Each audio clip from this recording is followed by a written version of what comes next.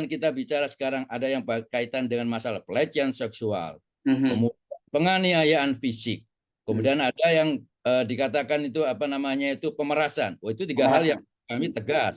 Itu Mhm. bukan lagi sebuah proses bullying saja, itu kriminal. Mhm. Mhm. Kalau bicara kriminal, maka bicara aspek bukan hanya etik, hukum juga. Mhm. Perlu diketahui Mas Yarju, ada beberapa kasus bullying yang itu kemudian kita punishment atau institusi pendidikan, bukan kita ya. Karena Mhm. sebenarnya yang kalau kita bicara bullying itu ke institusi pendidikan. Mhm. Dan di profesi, kenapa kita harus sering berkomunikasi, berkolaborasi? Karena pelaporan itu juga muncul ke kita. Sehingga Mhm. kita koordinasikan. Dan ada beberapa kasus yang kita punishment. Mhm. Di punishment dari sisi etik, di punishment juga dari sisi institusi.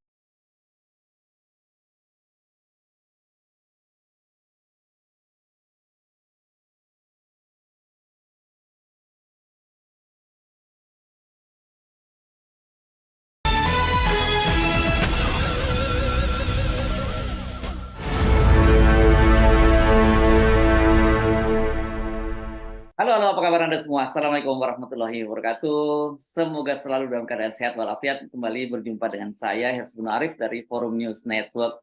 Isu undang-undang kesehatan Omnibus Law kesehatan ini dan juga kemudian bersamaan dengan begitu isu bullying itu di calon dokter spesialis itu sekarang ini paling banyak diperbincangkan nih kalau kita amati di media sosial itu. Dan saya kira ini penting juga untuk kita terus dalami karena dua-duanya itu agenda yang saya kira sama-sama pentingnya dan juga tidak saling menegasikan. Harusnya seperti itu ya. Dan untuk itu saya akan mengajak Anda untuk ngobrol dengan Ketua Umum PPID periode 2022-2025, Dr. Adib Kumaydi. Assalamualaikum, Dr. Adib. Waalaikumsalam warahmatullahi wabarakatuh. Terima Gimana? kasih, Mas Yarju. Yes, oke. Jadi akhir pekan ini sudah mulai ya, pasien tidak tidak sedang menunggu ya. Nah, akhir pekan biasanya kita tur ke daerah karena biasanya teman-teman daerah buat acara. Teman, alhamdulillah hari ini sih nggak ada acara di Ya, daerah. ya, ya, ya. Jadi untuk kalau yang dokter yang aktivis yang ngurus organisasi seperti Anda itu nggak bisa full seminggu penuh untuk pasien ya, harus ada urusan organisasinya ya. Betul, Ya, ya. betul, Bang. Oke. Apalagi sekarang setelah undang-undang kesehatan omnibus kesehatan ini sudah disahkan dari paripurna dan saya kira ini tinggal menunggu waktu saja ya untuk disahkan oleh presiden gitu. Dan saya dengarkan teman-teman juga akan mengajukan judicial review ke Mahkamah Konstitusi. Tapi sebelum itu saya akan mengajak untuk bicara dulu soal bullying ini karena kan Pak Menkes ini sekarang ini kencang banget menyuarakan soal bullying itu dan saya kok mengamati banyak sekali dokter-dokter senior yang menganggap ini kelihatannya sengaja dikencengin ini soal isu bullying ini untuk ya supaya fokus tidak terfokus pada omnibus law. Tapi faktanya seperti apa sih sesungguhnya hal itu? Ya, jadi kalau kita bicara bullying, konteks di dalam pendefinisian bullying itu kan harus kita tegaskan itu, Mas Yarjo. Karena Hmm. kalau kemudian kita membuat bullying itu dalam sebuah bagian tugas kependidikan, Hmm. maka sebenarnya ada rambu-rambu juga yang dilakukan oleh institusi pendidikan. Dan Hmm. menurut kami ya agak aneh, karena isu terkait dengan bullying itu kaitannya dengan pendidikan. Kenapa nggak muncul dari Kementerian Pendidikan itu? Ah, Dan oke. peraturan katakanlah keputusan terlepas dari bahwa kalau kita bicara bullying atau perundungan itu sebuah hal yang buat kita, buat profesi dan secara etik pun itu sudah salah. Hmm. Jadi kita sepakat untuk kemudian bahwa tidak boleh ada bullying, perundungan di dalam sebuah proses pendidikan. Bukan hanya di pendidikan kedokteran, di semua sektor pendidikan sebenarnya. Sehingga Hmm. kalau kita mendengar kasus-kasus bullying kan sebenarnya bukan hanya di pendidikan kedokteran saja. Hmm. Di sisi yang lain pun kadang-kadang juga ada gitu. Dan buat kami ini sudah dalam sekitar 5 tahun terakhir kita kencangkan juga itu. Jadi bukanlah sebuah hal yang baru gitu. Kita tidak Ya. perlu menganggap ini sebuah hal yang baru bahwa oh ini berarti ada sebuah peraturan yang kemudian memang kita nggak boleh perundungan. Dari 5 tahun kita kencangkan. Kencangkan dari mana? Mulai dari institusi pendidikan. Sehingga kalau kemudian kita bicara fakultas kedokteran kok diam aja? Oh tidak.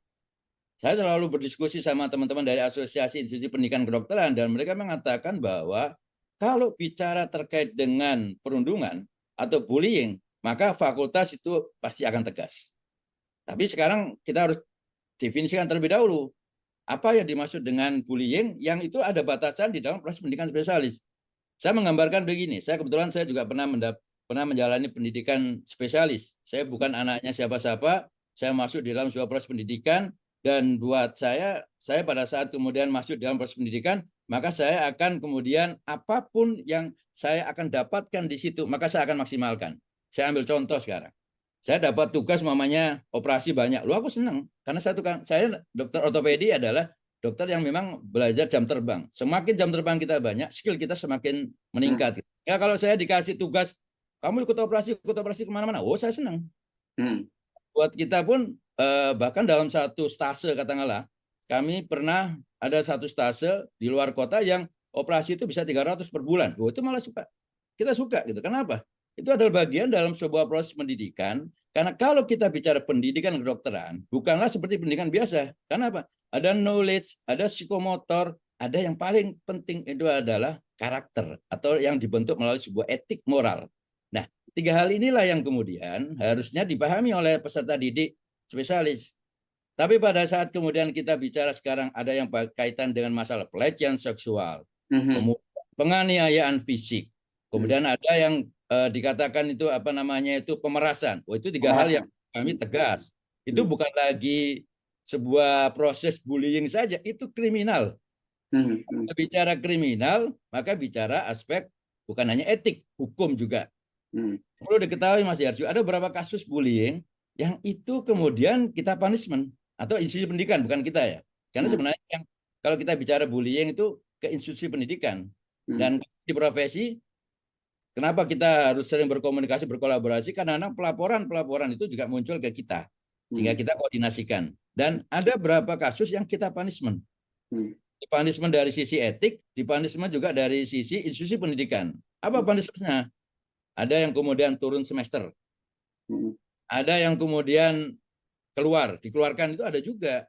Cuman kan hal seperti itu tidak kita publish gitu loh. Artinya institusi pendidikan tidak dipublish gitu loh. Ini yang saya kira perlu dipahami juga oleh kalangan masyarakat sehingga bicara terkait dengan bullying itu kepentingan kita bersama dan kami sangat tegas untuk kemudian keras terhadap kasus-kasus yang berkaitan dengan bullying.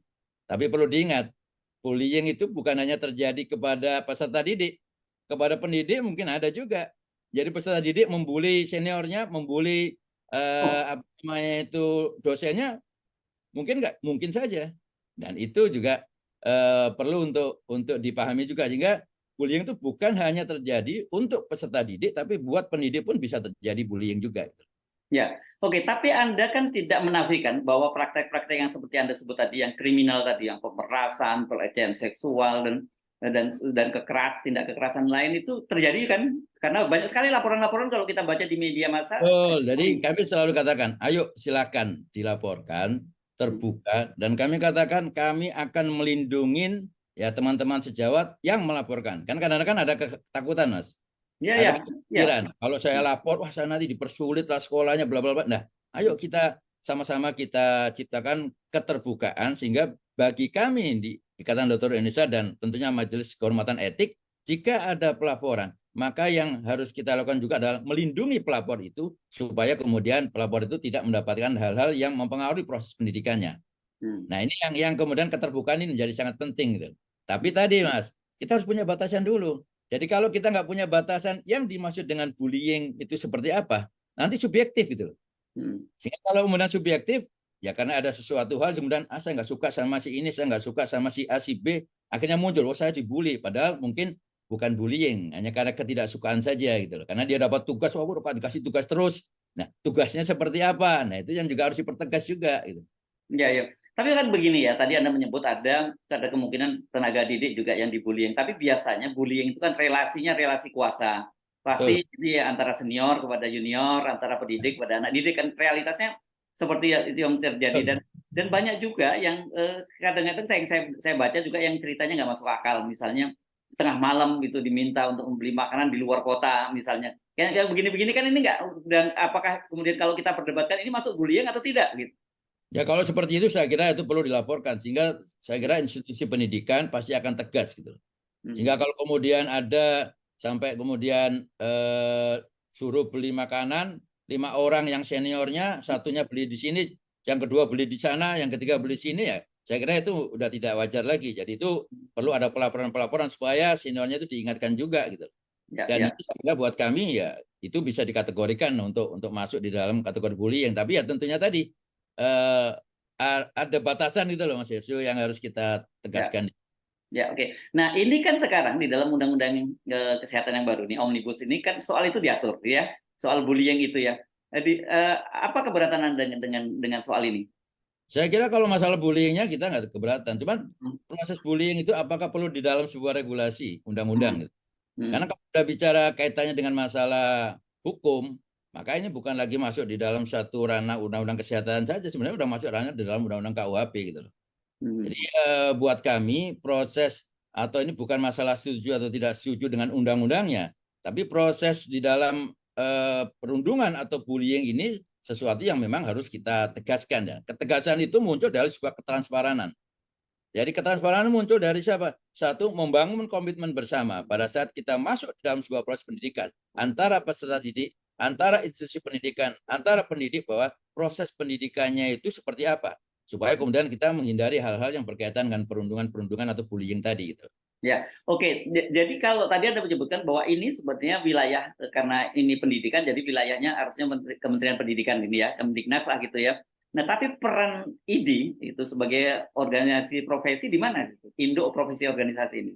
Ya tentunya kalau kaitannya dengan bullying kita pasti penerima laporan sebenarnya. Hmm, Atau aktif jika memang ada laporan-laporan yang mungkin secara lisan dan kita bisa klarifikasikan permintaan itu kepada penyelenggara pendidikan. Jadi struktur di dalam penyelenggara pendidikan itu Mas Yarju ada yang mulai dari ketua program studi KPS. Dia yang hmm, bertanggung jawab di dalam pendidikannya. Kemudian ada dekan Fakultas Kedokteran. Nah, dua institusi ini ditambah lagi juga nanti ada mungkin institusi kepala departemen ya yang ada dalam satu unit rumah sakit, maka inilah yang kemudian bisa memberikan sebuah rambu-rambu dan sekaligus punishment jika memang ada temuan-temuan terkait dengan hal itu. Jadi temuan-temuan di dalam proses pendidikannya itu nanti tanggung jawabnya adalah di institusi pendidikan. Tapi kami tentunya pada saat penerima laporan, apabila itu memang ada keterkaitan dengan etik, maka kami pun bisa memberikan sanksi etik. ya. Pernah ada kasus nggak semacam yang dijatuhin sanksi etik oleh ID? Kalau yang terkait dengan bullying, lebih pelaporannya kita koordinasikan kepada institusi pendidikan. Hmm. Nah, jadi belum sampai mengarah ke sanksi etik gitu. Kalaupun sanksi etik itu ada klasifikasinya, ringan, sedang, berat gitu. Sehingga Hmm. lebih ke arah proses klarifikasi dan kemudian kelanjutan di dalam pendidikannya nanti kita serahkan pada institusi pendidikan. Yes, oke. Baik, ini clear ya soal bullying ini. Saya kira di situ jadi peran dari ID itu sebenarnya semacam kalau kita bisa sebut supporting unit gitulah ya. Yang utama itu adalah Kementerian Pendidikan begitu ya, bukan Kementerian Kesehatan ya. Seharusnya begitu. Seharusnya memang sekarang dan kami berdiskusi dengan teman-teman asosiasi pendidikan, mereka juga sudah berkomitmen dan bukan sekarang ini aja. Sebelum-sebelumnya mereka sudah berkomitmen untuk tegas terkait dengan kasus-kasus yang kemudian ada pelaporan bullying ini. Ya. Tapi kan begini ya, ketika proses pendidikan spesialis itu kan sebenarnya melibatkan dua institusi setidaknya kan ya. Satu Kementerian Pendidikan dan rumah sakitnya kan di bawah Kementerian Kesehatan. Nah, bagaimana ini? Apakah dengan begitu berarti Kementerian Kesehatan juga tidak harus masuk atau tidak cawe-cawe kalau menggunakan istilah sekarang? Saya tidak mengatakan tidak boleh cawe-cawe ya. Ah, Cuman saya kira stakeholder utama terkait dengan proses pendidikan adalah institusi pendidikan. Jadi kalau kemudian kita bicara di dalam ranah pendidikan, maka institusi pendidikan yang itu kemudian hierarki di bawahnya adalah institusi pendidikan, universitas maupun fakultas kedokteran, kemudian di bawahnya adalah KPS, kemudian itulah yang kemudian mempunyai tanggung jawab. Sehingga kalau kemudian kita bicara hospital, hospital itu adalah tempat wahana hmm, di dalam proses pendidikannya itu. hmm, Memang pelaporan-pelaporan atau temuan bisa juga ditemukan oleh apa namanya itu rumah sakit ya atau wahana tadi ya. hmm. Cuman akan lebih baik kalau berkaitan dengan perundungan, maka kita juga harus melibatkan apa namanya Kementerian Pendidikan dan juga nanti ada peran-peran daripada di institusi pendidikan untuk bisa sama-sama mengawal terkait dengan masalah hal ini gitu. Ya, oke. Baik, sekarang kita masuk ke soal undang-undangnya sendiri ya. Karena saya mendengar ini akan mengajukan judicial review dan ini juga jadi pertanyaan ini, pasca undang-undang ini diberlakukan itu bagaimana eksistensi organisasi profesi seperti ID dan sebagainya. Apa catatan-catatan dari ID sebenarnya yang menjadi keberatan utama, dan kemarin kan sempat muncul ancaman untuk mogok kerja segala macam. Ya, jadi yang pertama kalau bicara yang terakhir dulu saya jawab Mas Ya, Yarsu ya. mogok kerja dulu ya. Ancaman Oke. mogok. Saya kira pada saat kemudian kita bicara mogok, mogok itu adalah sebuah opsi. Oke. Baik, itu adalah sebuah opsi yang itu kemudian secara organisasi profesi itu legal dalam tanda petik, dan pernah kita diskusikan juga, dan bagian deklarasi dari WMA World Medical Association yang menyatakan juga boleh kita melakukan strike, baik itu slow strike ataupun forced strike. Artinya mogok yang smooth ataupun yang keras gitu. Tapi di dalam ketentuan yang diberikan oleh WMA selalu tegas mengatakan bahwa tetap mengutamakan kepentingan pasien. Jangan meninggalkan gawat darurat, jangan meninggalkan ICU, dan beberapa poin yang itu menjadi dasar itu. Dan ditambahin lagi di bawahnya adalah itu adalah the last result. Jadi sebuah kondisi yang benar-benar jika memang itu sudah sangat-sangat penting, sangat-sangat urgent, dan istilahnya kalau bisa masih dengan ada upaya-upaya advokasi negosiasi, maka itu tidak akan dijalankan. Nah, inilah yang kemudian selalu kita kedepankan, sehingga opsi mogok itu tidak kita ambil karena kami masih ingin di dalam pelayanan jangan sampai ada pelayan terganggu. Satu sisi juga kita tahu bahwa pemahaman masyarakat terkait dengan perjuangan advokasi yang sekarang kita lakukan itu belum semuanya paham gitu. Apa sih kok ID, PPNI, IAI ini sekarang menolak undang-undang? Belum semuanya paham. Pemahaman ini kan baru muncul di belakangan itu. Dan proses yang cepat inilah yang kemudian menurut kami menjadi krusial. Kenapa harus buru-buru? Karena belum semuanya masyarakat paham, dan pada saat kemudian di akhir-akhir menjelang pengesahan, sudah banyak bahkan teman-teman koalisi masyarakat sipil pun kemudian menyuarakan karena ada poin-poin yang sangat krusial yang nanti akan berpengaruh kepada permasalahan-permasalahan kesehatan masyarakat itu sendiri.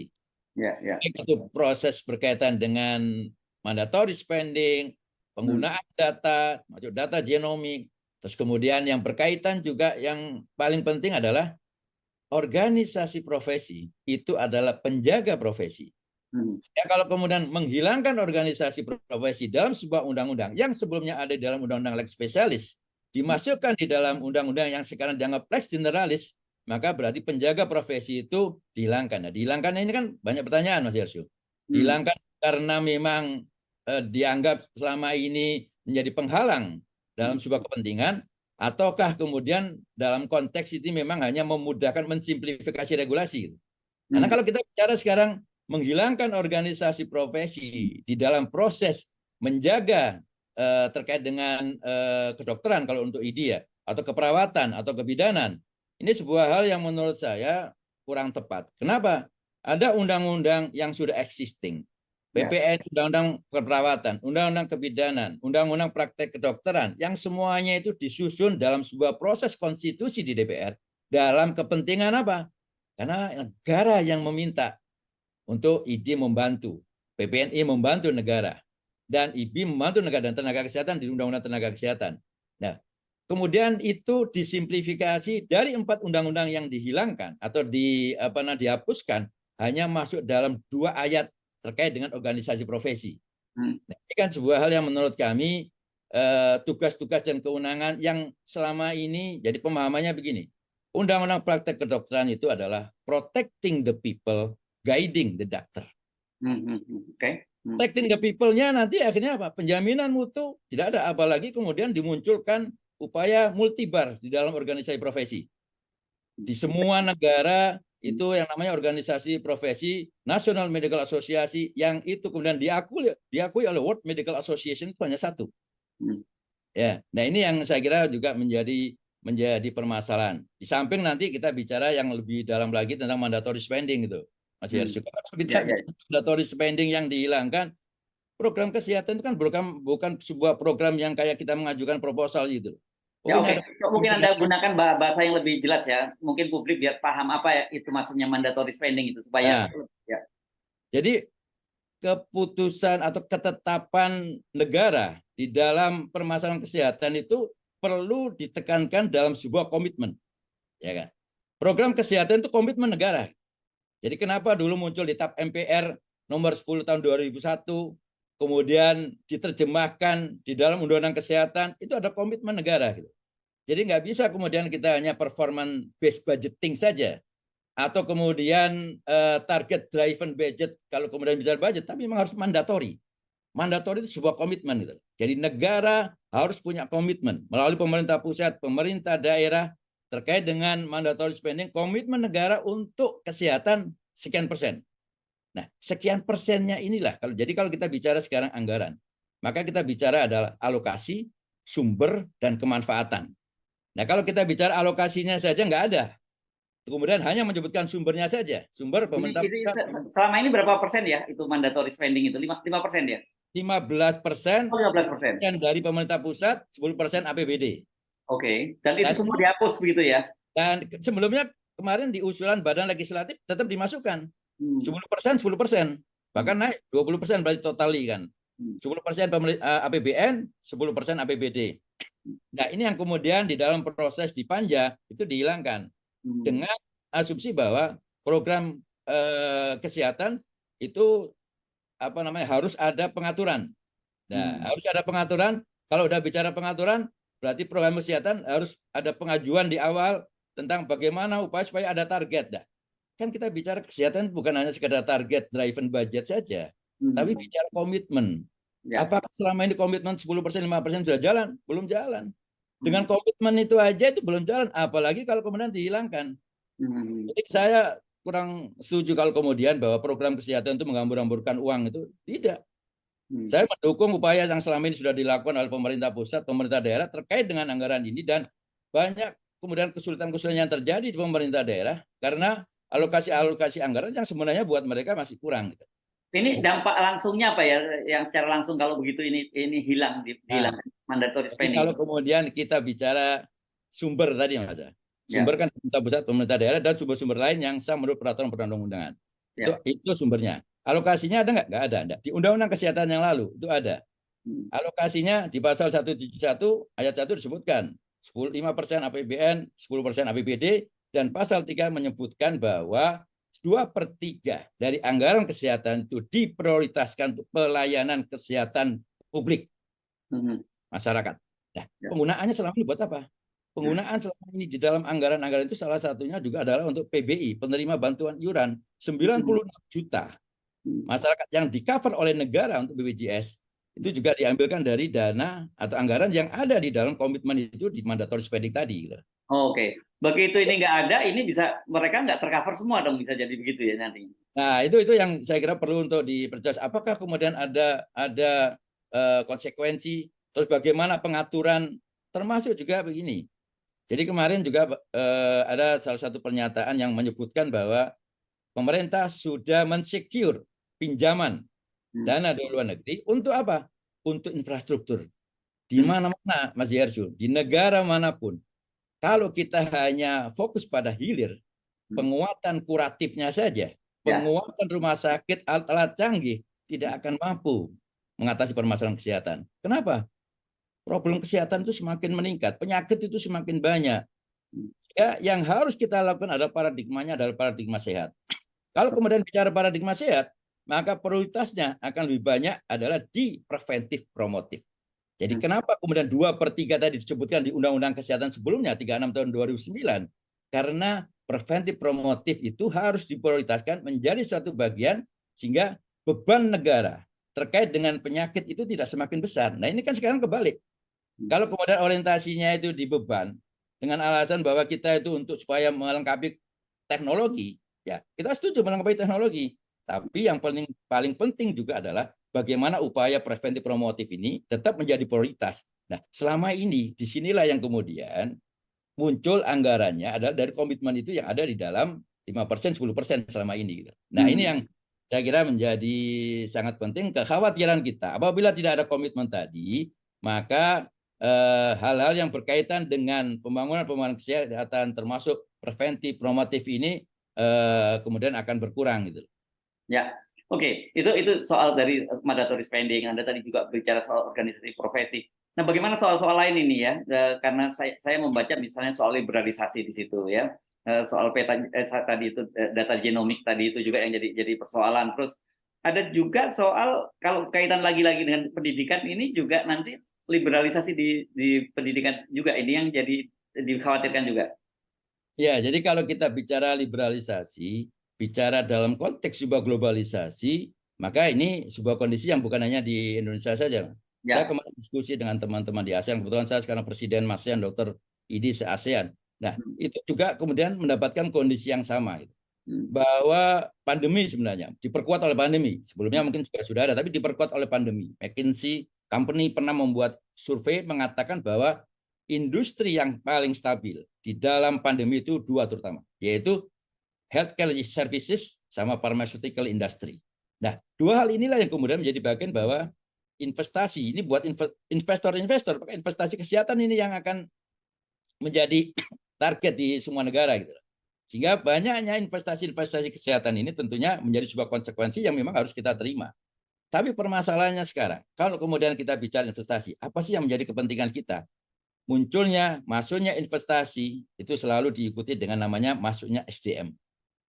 Nah, apakah nggak ada rambu-rambu dari negara pada saat kita bicara ketahanan kesehatan bangsa, bahwa prioritas utama pada saat kita bicara SDM itu adalah SDM dalam negeri. Kita bukan takut dengan yang namanya dokter asing, Mas Yarsu. Saya berkomunikasi dan menjadi bagian di dalam satu international forum terkait dengan baik itu di dalam bidang ortopedi maupun di ID yang se-ASEAN tadi itu juga, dan semuanya mengatakan bahwa kalau yang namanya negara harus punya selective barrier. Bukan masalah kita takut dengan dokter asingnya, tapi selective barrier itu dilakukan dalam satu upaya menjaga siapa? Menjaga rakyat Indonesia. Dari siapa? Dari dokter yang tidak sesuai dengan kompetensinya. Dokter yang ada masalah dengan etik. Dokter yang baik. Nah, parameter dari tiga hal tadi itu dari mana? Di kita ada namanya itu letter of good understanding. ID mengeluarkan letter of good understanding kepada dokter Indonesia yang ingin bekerja ke luar negeri atau dia sebagai observer sekolah, ngambil fellowship di luar negeri. Kenapa? Negara yang lain butuh itu. Karena negara ingin tahu, oh si ini berarti udah bagus, approval dari organisasi profesi mengatakan dokter ini baik. Nah, aturan-aturan seperti itu harus ada. Jadi kita nggak bisa hanya mengatakan sekarang di dalam undang-undang kesehatan ada nggak aturan? Oke disebutkan, tapi ada pasal 250 yang kemudian menyebutkan yang kemudian mempermudah hanya cukup dia punya pengalaman 5 tahun, ya, terus itu kemudian akhirnya bisa bekerja di Indonesia. Nah ini kan sebuah hal yang menurut saya terlalu longgar, karena di negara yang lain kita saja itu masuk aja sulit, ya. Saya ambil contoh sekarang di Singapura. Singapura dokter asing boleh masuk, boleh, tapi dia punya syarat. Orang Indonesia nggak akan bisa masuk Singapura karena yang masuk kualifikasi rekognisi dari Singapura itu adalah yang kalau dari Malaysia lulusan Fakultas Kedokteran UKM sama UM. Dari India lulusan dari seluruh universitas yang di New Delhi dan Catholic University di India. Terus kemudian ada beberapa negara lain juga ada. Nah, kita ada nggak rekognisi itu? Kita aja nggak pernah melakukan sebuah rekognisi bahwa yang akan masuk, oh yang boleh masuk kalau lulusan Harvard, oke lah. Sekarang Harvard berapa banyak sih dari orang yang lulusan Harvard yang akan masuk ke Indonesia, yang dari Mayo yang akan masuk ke Indonesia. Nah, kalau rambu-rambu itu hanya sekedar untuk mengatakan Harvard, Mayo, harus ada rekognisi gitu. Negara harus merekognisi, dan dalam pertemuan di AGCCM gitu kita punya komunitas namanya ASEAN Joint Committee Meeting Medical Practitioner. Itu mereka juga sama. Semua negara melakukan sebuah local barrier. Tujuannya apa? Supaya menjaga rakyatnya, menjaga ketahanan kesehatan rakyat, dan juga kemudian memprioritaskan untuk tenaga-tenaga dari lokal atau tenaga dalam negeri. Jadi ini yang saya kira menjadi bagian tanggung jawab negara. Jadi regulasi itu bukan kemudian malah bermudah, harusnya mempertegas. Demi siapa? Patient safety dan juga demi untuk masyarakat Indonesia. Jadi apa ini yang konkretnya nanti yang akan diperjuangkan atau digugat oleh teman-teman dari tenaga kesehatan? Karena kan saya nyebutnya tidak hanya dokter ya, karena itu ada berbagai profesi lain yang ada di situ juga ya. Ya tentunya nanti kita akan lihat dalam aspek-aspek yang kita compare dari Undang-Undang Praktek Kedokteran yang dihilangkan. Teman-teman keperawatan bukan nanti akan meng-copy dari Undang-Undang Keperawatan yang dihilangkan itu. Dan ini yang nanti sekali lagi ada beberapa kelompok yang saya kira juga nanti akan mengajukan judicial review ini, bukan hanya OP saja. Karena pasti ada masyarakat sipil juga yang akan dirugikan gitu. Karena bicara kayak mandatory spending, bicara terkait dengan keamanan data, ya ini kan tadi yang mungkin belum kita diskusikan, data genomik, keamanan data, problemnya bukan kita tidak aware atau tidak dengan masalah teknologi, enggak. Teknologi kita dukung. Tapi yang paling penting adalah security, mensecure data kesehatan masyarakat Indonesia supaya tidak mudah diakses oleh orang luar. Karena itu adalah bagian dalam satu proses ketahanan kesehatan. Ya. Karena kalau umpamanya dengan gampangnya data genomik kita diakses oleh masyarakat luar, dengan gampangnya data kesehatan diakses oleh negara yang lain, ini adalah kunci masuknya ada di dalam Global Health Security Agenda adalah biosecurity. Nanti itu akan masuk menjadi bioterorisme yang juga harus perlu diperhatikan juga di dalam terkait dengan data. Nah, saya kira ini juga nanti pasti ada dari teman-teman masyarakat sipil yang juga akan melakukan sebuah gugatan karena ada hak-hak sipil juga yang nanti mungkin bisa jadikan uji materi dari ke Mahkamah Konstitusi. Gitu. Ya, jadi ini mana yang duluan ya? Apakah ini nanti judicial review atau mogok kerja gitu? Atau bisa ini dua-duanya bisa bersamaan? Permasalahannya kan sampai sekarang kan belum firm Mas Yarsu. Draft yang resminya yang kemarin yang mana belum pernah dipublish secara resmi. Kita kan yang kita bicarakan itu baru terpublish dari WA Group, dari beberapa tapi yang firm resmi mana yang kemudian disahkan di DPR kemarin itu draft yang mana sampai sekarang pun kita belum firm yang mana. Jadi ini saya kira perlu ada keterbukaan di dalam proses pembuatan regulasi. Ya, ini kan tinggal batas waktunya 30 hari ya untuk diundangkan di lembaga negara ya. Saya kira nggak lama lagi kita semua kan sudah dapat gambaran seperti apa gitu. Tapi bocoran-bocorannya memang sudah dapat semua gitu ya. Ya, oke. Baik, terima kasih Dr. Adib Humaydi, Ketua Umum Persatuan Pengurus Besar Ikatan Dokter Indonesia. Assalamualaikum warahmatullahi wabarakatuh. Waalaikumsalam. Terima kasih Mas Yarsu. Ya.